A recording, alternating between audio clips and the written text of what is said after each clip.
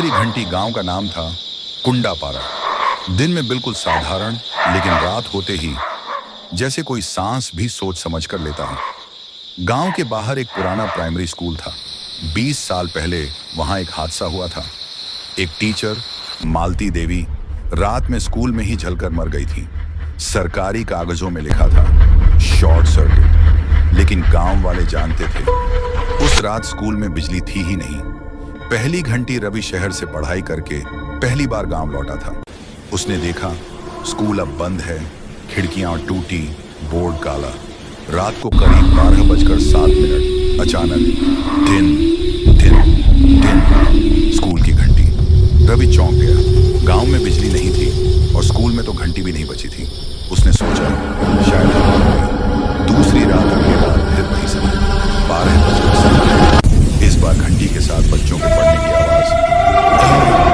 आ ई आवाज स्कूल के अंदर से। रवि की रीढ़ में ठंड लग गई। उसने खिड़की से झांका। स्कूल के एक कमरे में हल्की पीली रोशनी चल रही थी। क्लास अभी चल रही है, तीसरी रात। रवि हिम्मत करके स्कूल के पास गया। दरवाजा अपने आप खुला। अंदर क्लासरूम भरा हुआ था।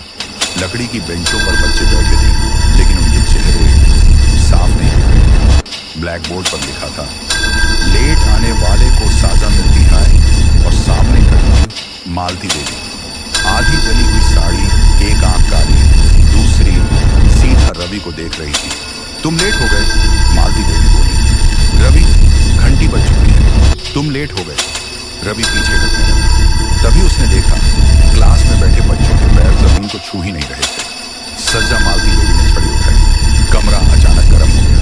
दीवारों से जलने की बदबू आने लगी।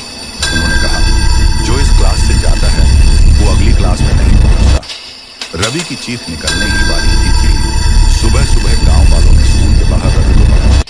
वह जिंदा था, लेकिन उसके बाल पूरी तरह सफेद और उसके हाथ में एक पुरानी कॉपी थी। कवर पर